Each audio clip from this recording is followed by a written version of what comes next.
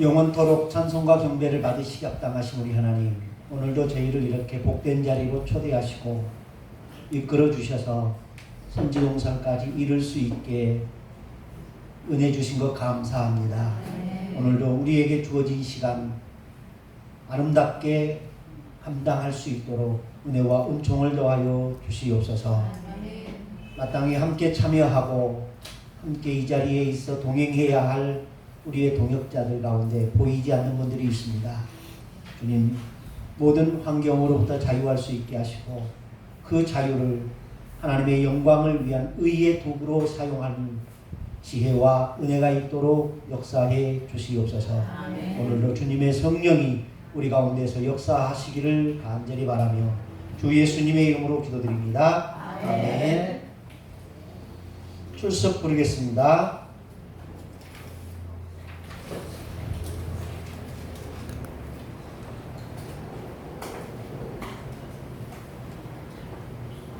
오고 있어요?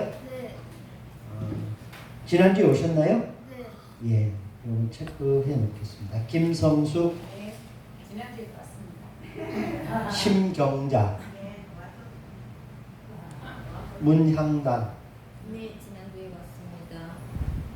백인향, 네, 지난주에 봤습니다. 김미순.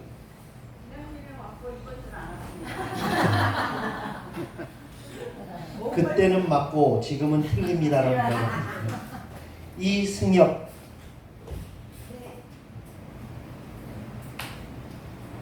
이홍주,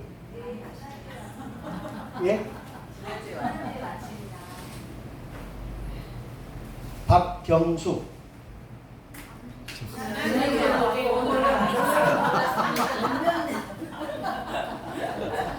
꼭 저한테 덤비는 것 같잖아요. 자, 최장욱, 예, 박대성, 지난주도 안 왔고 강지혜, 박종자, 지난주 왔습니다. 이형임. 네, 지난주에 왔어요. 그 전주는요? 그 전주는 안 왔어요. 아, 이충무. 개근생입니다. 뭐라고요? 개근생이. 백은생이에요? 김정진, 지난주에 왔습니다. 예, 우정숙, 네, 지난주에 왔어요. 예, 신은혜, 전영광, 고맙습니다. 김성대. 예, 아, 아이고 참. 대답이 특별해서 좋습니다. 김성대, 지난주에 왔고 오늘 왔지 최경원, 김재희, 배순영. 아예 안 왔습니다. 예, 고맙습니다.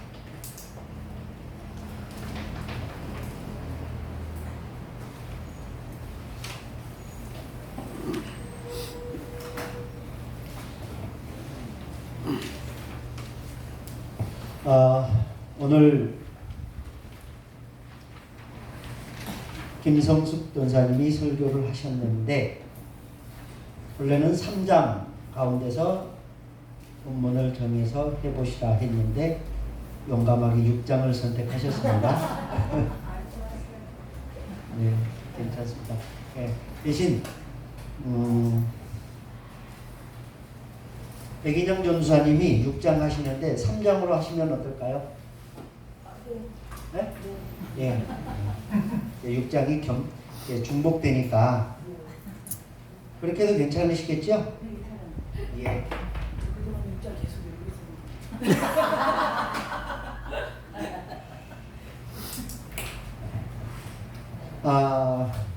오늘 설교를 시작하시면서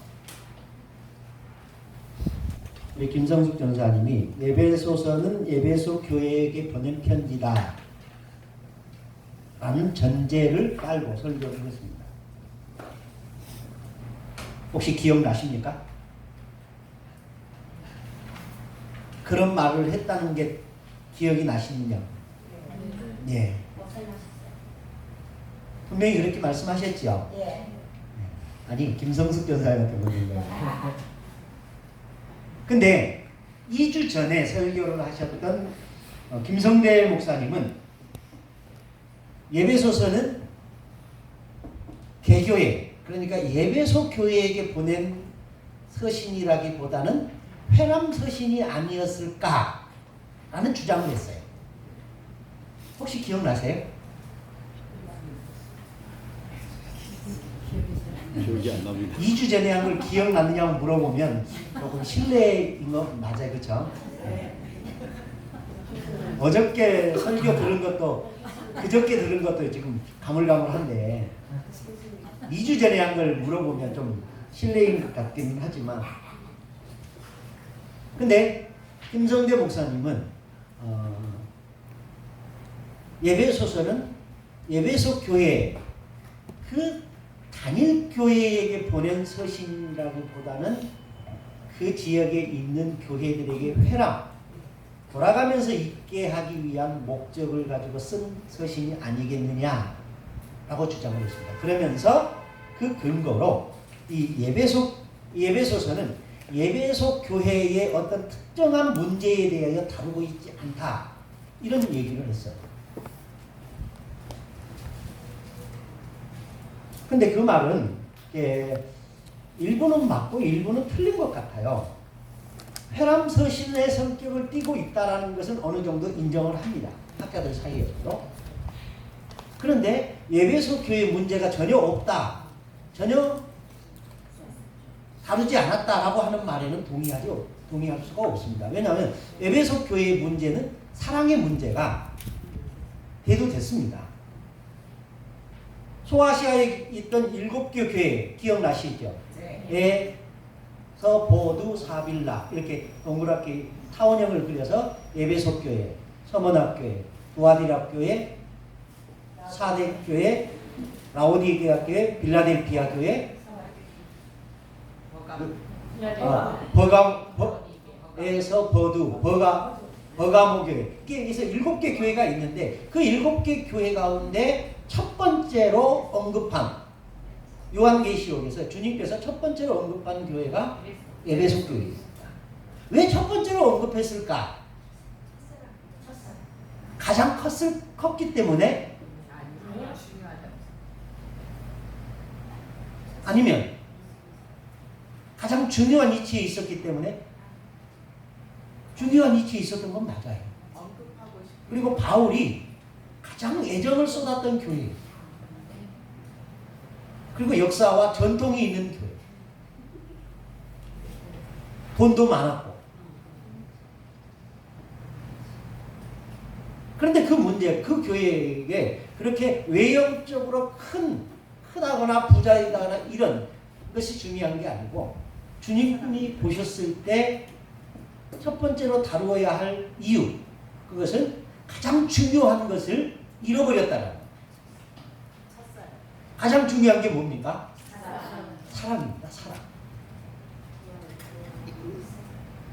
예배소서는 전체 주제가 교회입니다. 교회. 근데 그 교회를 표방하면서 그 교회의 모습을 여러 가지로 이야기합니다. 제1장에서는 몸으로서의 교회, 2장에서는 성전으로서의 교회, 3장에서는 비밀로서의 교회, 4장에서는 새 사람으로서의 교회, 5장에서는 신부로서의 교회, 신부. 5장 한번 보십시오.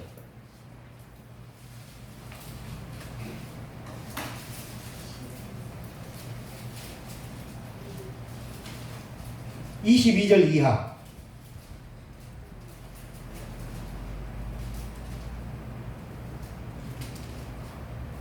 22절 이하에 쭉 한번 읽어보겠습니다. 33절까지 시작. 아내들이여 자기 남편에게 복종하기를 주께 하듯 하라. 이는 남편이 아내의 머리됨이 그리스도께서 교회의 머리됨과 같음이니 그가 바로 몸의 구주시니라. 그러므로 교회가 그리스도에게 하듯 아내들도 범사에 자기 남편에게 복종할지니라. 남편들아 아내 사랑하기를 그리스도께서 교회를 사랑하시고 그 교회를 위하여 자신을 주심같이 하라. 이는 곧 물로 씻어 말씀으로 깨끗하게 하사 거룩하게 하시고 자기 앞에 영광스러운 교회로 세우사 티나 주름 잡힌 것이나 이런 것들이 없이 거룩하고 흠이 없게 하려 하십니다. 이와 같이 남편들도 자기 아내 사랑하기를 자기 자신과 같이 할지니 자기 아내를 사랑하는 자는 자기를 사랑하는 것입니다. 누구든지 언제나 자기 육체를 미워하지 않고 오직 양육하며 보호하기를 그리스도께서 교회에게 함과 같이 하나니 우리는 그의 몸의 지체입니다. 그러므로 사람이 부모를 떠나 그 아내와 합하여 그 둘이 한 육체가 될지니 이 비밀이 크도다. 나는 그리스도와 교회에 대하여 말하노라. 그러나 너희도 각각 자기 아내 사랑하기를 자기 자신같이 하고 아내도 자기 남편을 존경하라. 아내에게는 남편에게 어떻게 하라는 거예요? 복종하라. 남편에게는 아내를 어떻게 하라? 자기 몸같이 사랑하라. 근데 이것은 부부간의 윤리를 얘기하는 것이 아니라 그리스도와 교회에 대하여 말한다 라고 말합니다. 그러면서 뭐라고 말하냐? 이 비밀이 크도다. 이 비밀이 크도다. 그러니까 결국 바울은 에베소 교회에게 부부 이야기를 하는 것처럼 하지만 실상은 주님과 성도 간의 사랑의 관계를 얘기한다라는 겁니다. 그러니까 주님께서 너희를 위하여 몸을 버려 세웠다. 그런데 너희는 그의 남편을 버린 여자처럼 너희가 그 주님을 버렸다라는 거예요. 부부의 비밀 신비하지 않나요?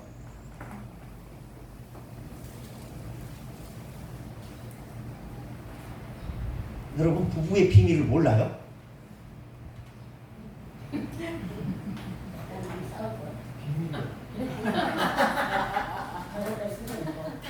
비밀이라기보다는 신비. 부부간에는 신비가 있어요. 그 누구도 알 수 없는 비밀이 있는 거예요.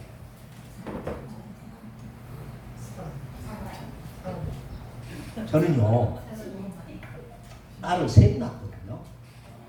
그러고 보니까 내가 배불러 낳은 것 같이 말하는 아버지 나라요. 딸을 셋을 낳았는데 그 딸들을 참 사랑했어요.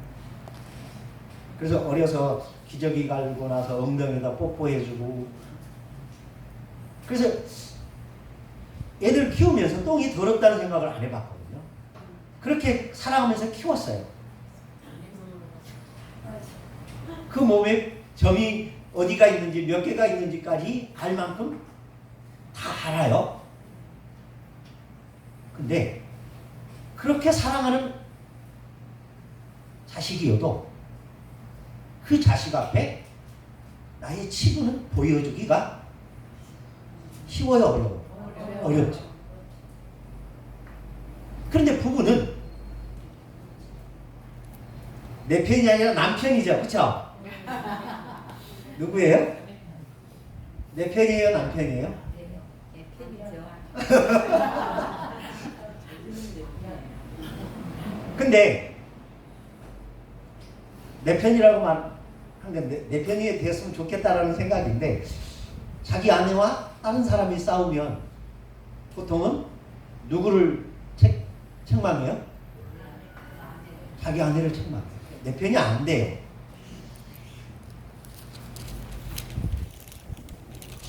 끝까지 내 편 하세요. 이게 우리 말을 남편이라고 그러잖아요. 그래서 이제 화가 나면 평생 연수 이제 그런 표현을 써요. 그렇게 싸우다가도 부부는 부끄러움을 치부를 드러내도 부부 사이에는 부끄러워하지 않다.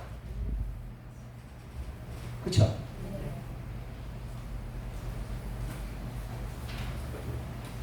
자식들이 먹다가 남긴 음식을 안 먹는 사람들이 있어요. 근데 저희는 다 먹거든요. 그래서 우리 딸들이 먹다가 한 숟갈 나면 아빠 드실래요? 그래요. 그래서 먹거든요. 그럼 뒤돌아서 뭐라고 하는지 아세요? 우리 아빠는 쓰레기통인가? 뭐든지 먹어주니까. 그래서 나중에는 그것만이 능사는 아닌가 보다. 그래서 좀 안 먹으려고 하는데 먹게 되더라고요. 근데 자식 것은 안 먹는데 부부간에는 먹어주잖아요. 그보다 더한 것도 하잖아요. 뭐 때문에 그게 가능할까요? 그게 사랑인 거예요.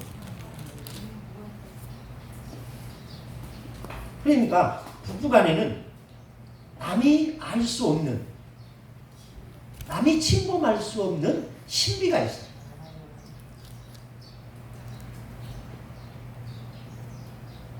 정말 선남선녀인데 정말 잘 어울리는 사람인데 못 살고 헤어지는 사람이 있는가 하면은 정말 저 커플은 극과 극이에요. 그런데 그 누구보다도 잘 살아요. 제가 그런 분을 알아요. 지금 그 김포에 사시는데 29년 전 제가 결혼할 때부터 알던 사람인데 그분이 아들 하나 딸이 있어요. 그 아들이 큰애인데 저희 큰딸하고 나이가 같아요. 그래서 어린이집을 같이 다니고 유치원을 같이 다니고 초등학교를 같이 다녔어요. 그러다가 초등학교 5, 6학년쯤 됐을 때 김포로 이사 갔어요. 그 남편은 우리 전영광 목사님처럼 굉장히 키가 커요. 그리고 전 목사님보다 풍채가 더 좋아요. 얼굴도 정말 잘생겼어요. 누가 봐도 호감이 가는 정말 잘생겨요. 근데 그의 아내는 키가 작아요. 그런데 거기다가 몸무게는 자기 남편하고 비슷해요.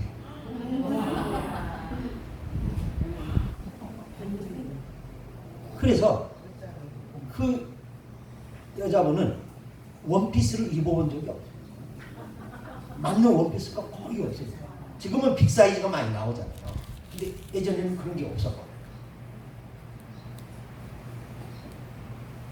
그래서 우리가 보면은 그 아들 이름이 철환이거든요. 철환이네는 정말 어떻게 살까 그랬어요. 사람들이 뒤에서. 그런데요, 그 집 부부 금슬이요 아무도 못 알아. 정말 좋아요. 저희도 지금 몇 년에 한 번씩 만나거든요. 몇 년에 한 번씩 만나도 지금도 그 아내와 그 남편이 하는 말을 보면요, 연애하는 기분. 자기야 자기야 하면서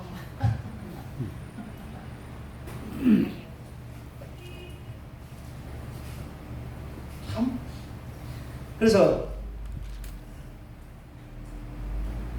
우리가 농담적으로 참 너네는 알 수 없는 비밀이다 그런 얘기를 해요. 근데 그 비밀을 누가 알겠어요? 그 부부밖에 모릅니다. 이 비밀이 크도다. 교회와 그리스도에 관하여 내가 말하노라. 그러니까요, 교회와 그리스도의 관계도 그런 거예요. 크고 화려하고 시설 좋고 그런 교회가 정말 주님을 사랑하는 건가? 아니면 정말 작고 보잘것없고 그런 교회는 믿음이 없는 건가? 그건 비밀이라는 거예요. 보기에는 정말 선남 선녀가 못 살고 찢어지는 것처럼 요즘 그 연예인들 가운데 헤어진 연예인들 꽤 있죠. 송송꺼풀, 송중기랑 또 누구였죠? 송혜교 헤어졌죠. 또 옛날에 그 양복점에서 나오던 거기에서 나왔다가 결혼해서 살다가 3년 만에 헤어졌다고 요즘 뉴스에 나오는 사람들도 있었거든요. 정말 잘생긴 사람. 누가 봐도 남부러울 거 없는 사람. 그런데도 못 사는 이유. 그거 우리가 어떻게 알겠어요? 그들만이 아는 비밀이죠. 교회와 주님과의 관계가 그렇다는 비밀입니다. 아무도 알 수 없는 비밀. 그래서 큰 교회가 좋은 것도 아니고요. 작다고 나쁜 것도 아니에요. 정말 가난하지만 부부간에 죽고 못 사는 그런 관계가 있는가 하면 집에 육선이 가득하고 맨날 드르렁거리면서 싸우는 사람도 있어요. 교회도 그렇잖아요. 모일 때마다 싸우는 교회가 있는가 하면 모일 때마다 하하호호 하면서 사랑을 나누는 교회도 있습니다. 그러니까 외형적 모습이 전부는 아니에요. 주님과 우리와의 관계는 그렇게 부부간의 비밀처럼 신비로운 게 있다. 그러니까 세상적인 기준으로 결코 판단하거나 재단할 영역이 아니더라라는 겁니다. 그래서 에베소 교회에게 보낸 이 에베소서는 어떻게 보면 두기고라는 사람이 골로새서와 빌레몬서를 가지고 가다가 에베소서를 에베소 교회에다가 두고 갔을 것이다 라고 추정을 합니다. 그때 함께 가지고 간 서신이고 그래서 그 주변에 있는 교회들에게 페람 서신으로 읽도록 하라. 그런 목적으로 써졌을 것이다 라고 추정을 하는데 꼭 그것만은 아닌 것 같고 에베소 교회의 이런 사랑의 문제를 다루고 있는 그래서 바울도 이렇게 에베소서 마지막 절에 우리 주 예수 그리스도를 변함없이 사랑하는 모든 자에게 은혜가 있을 것이다 라고 사랑을 언급하고 있습니다. 그래, 에베소서는 시작과 끝이 사랑으로 시작했다가 사랑으로 끝납니다. 그만큼 에베소 교회의 문제가 첫사랑을 잃어버린 문제였다라는 겁니다. 그래서 김성대 목사님이 말씀하신 개교의 서신이라기보다는 회람 성격의 서신이다라고 말했던 이 부분은 일부는 맞고 일부는 좀 이의를 제기할 수 있는 부분이 있다라는 것을 말씀을 드립니다. 그리고 오늘 본문에서는 이렇게 성도의 영적 전투라고 제목을 적으셨는데 1장부터 6장까지 내용을 이렇게 쭉 이제 설명을 하셨어요. 그러면서 정말 싸우는 것은 별로 말씀을 안 하신 것 같아요. 예, 설교에는 통일성이 있어야 되거든요. 그 통일성에서 조금 결정적인 부분을 강조하지 못하신 게 아닌가 하는 그런 아쉬움이 있습니다. 싸움 하면은 제일 먼저 떠오르는 성경의 기사 뭐 있습니까? 12절 한번 보시기 바랍니다. 우리의 씨름은 혈과 육을 상대하는 것이 아니요 통치자들과 권세자들과 이 어둠의 세계 세상 주관자들과 하늘에 있는 악한 영들을 상대합니다. 그러면서 이 싸움을 뭐라고 표현하고 있어요? 씨름이라고 하고 있습니다. 씨름. 그럼 여러분들 제일 먼저 성경에서 씨름과 관련된 인물이 나오지요. 야곱. 보통은 이 전투라는 이야기할 때 씨름과 관련돼서 하면 야곱의 이야기를 시작하면 어땠을까 하는 생각을 해봅니다. 그러면서 이 이야기 속에서 싸우는 목적이 뭐냐라고 나와요. 싸우는 목적이 뭘까요?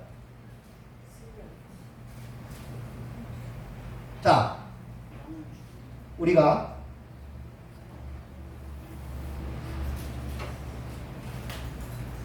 국가 간의 경기가 있습니다. 근데 이 국가 간의 경기도 두 가지로 나눕니다. 하나는 친선 경기가 있고요. 하나는 뭔가를 놓고 쟁탈전이 있습니다. 친선 경기는 져도 됩니까? 쟁탈전만 이겨야 합니까? 친선 경기도 이겨야 합니다. 모든 경기는 이기기 위함. 근데 가끔은 평가전이라는 게 있습니다. 월드컵을 앞두고 우리나라 선수들의 수준이 얼마나 되는가, 상대편의 수준과 우리 수준이 어느 정도 되는가를 알기 위해서는 상대편과 싸웠던 팀을 데려다가 우리가 한번 싸워보는 거예요. 그래서 상대편이 1대0으로 이겼다. 근데 우리가 2대0으로 졌다. 그러면 우리 수준이 상대편보다 높다 낮다. 그들은 이겼는데 우리는 졌어요. 낮다라고 평가를 하는 거예요. 근데 똑같은 팀을 상대편은 1대0으로 졌는데 우리가 5대0으로 이겼다. 그러면 우리가 그들보다 세다? 약하다? 세다. 라는 것을 객관적으로 평가를 하는 거예요. 그러면서 자신감을 키워주는 거예요. 그래서 평가전을 할 때는 두 가지 목적을 둡니다. 하나는 자신감을 부여할 것이냐, 아니면 기술을 터득하는 데 목적을 둘 것이냐. 자신감을 부여하는 데 목적을 둔다면 그 상대팀이 싸웠는데 졌어요. 근데 질 팀이 아닌데, 이길 팀이 아닌데 그들이 이긴 거예요. 이랬을 때 우리는 그런 팀을 안 데려와요. 우리보다 낮은 팀. 그런데 그 팀이 상대방을 우연히 이긴 팀. 그런 팀을 데려와요. 그래서 저들을 이겼지 않느냐. 그런데 우리가 그들을 이겼다. 그러니 너희는 저들보다 더 세다. 이걸 심어줘. 자신감을 심어줘. 보통 지도자들이 많이 쓰는 방법입니다. 근데 특별한 목적을 가지고 긴 마스터 플랜을 가지고 가르치는 지도자들은 그런 방법보다는 직진을 합니다. 그 방법을 썼던 사람이 히딩크였습니다. 히딩크는 왔을 때 처음에 와가지고 5번 내리졌습니다. 계속 졌어요. 그러면서 뭐는 우리보다 강한 팀과 싸우게 하는 거예요. 그러면서 강한 팀이 뭐가 다른지, 저 팀이 우리보다 강한데 뭐가 다른지, 그들이 어떻게 다른지 이걸 가르치는 거예요. 그러다가 본선에 가니까 강한 팀과 싸우면서 강한 그런 DNA를 키운 거거든요. 그래서 약한 팀을 강한 팀 상대하듯이 상대하니까 이기는 거예요. 그래서 어떻게 꿈에도 그리던 본선을 진출하고 16강을 넘어 8강을 넘어 4강까지 갔어요. 물론 그게 우리나라에서의 한 홈의 영향력도 없지 않아 있었지만 그게 우연히 된 건 아니거든요. 싸우는 데는 항상 목적이 같습니다. 12절 한번 보십니다.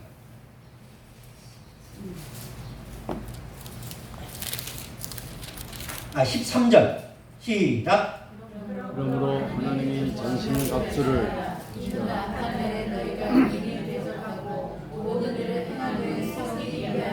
예, 싸우는 목적이 뭐다? 서기 위함이다. 다시 말하면 이기기 위함이다라는 거예요.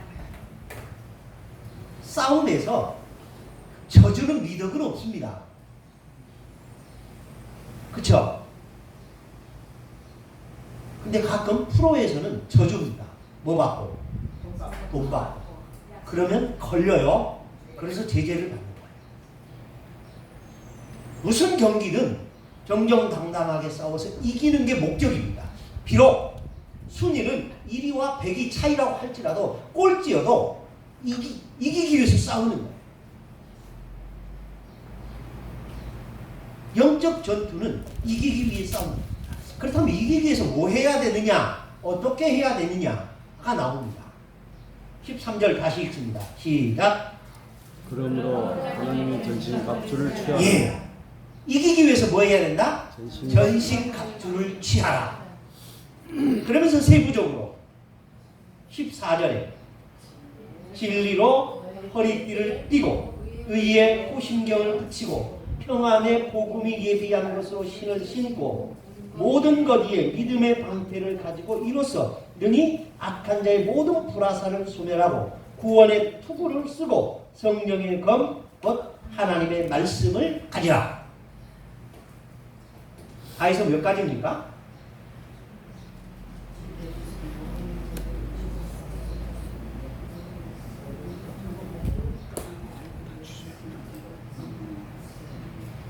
일곱 가지죠. 네. 근데 그 일곱 가지 가운데 여섯 가지는 공통점이 있습니다. 그것은 나를 방어하기 위한 수단입니다. 근데 딱 한 가지는 공격형 무기입니다. 뭡니까? 성령의 검, 곧 하나님의 말씀을 가지라. 그러니까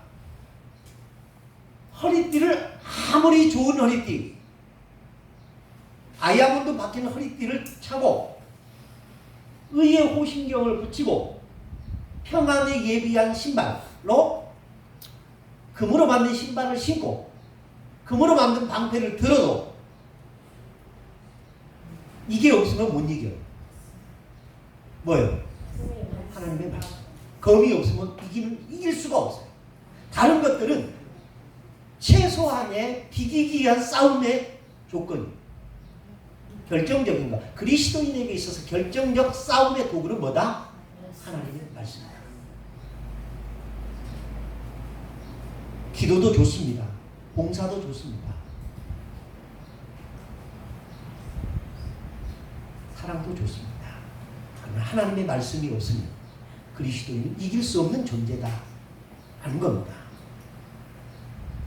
그러니까 이 하나님의 말씀이 얼마나 소중하냐라는 겁니다.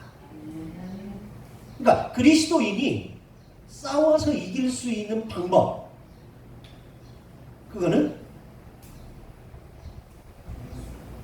하나님의 말씀밖에 없다. 예수님께서 공생애를 시작하기 전에 40일간 기도하시고요. 금식 기도하시고요. 그때 뭘로 마귀를 물리치시느냐? 말씀으로 물리치십니다. 예수님이 기적을 베풀어서 물리쳤단 말은 없습니다.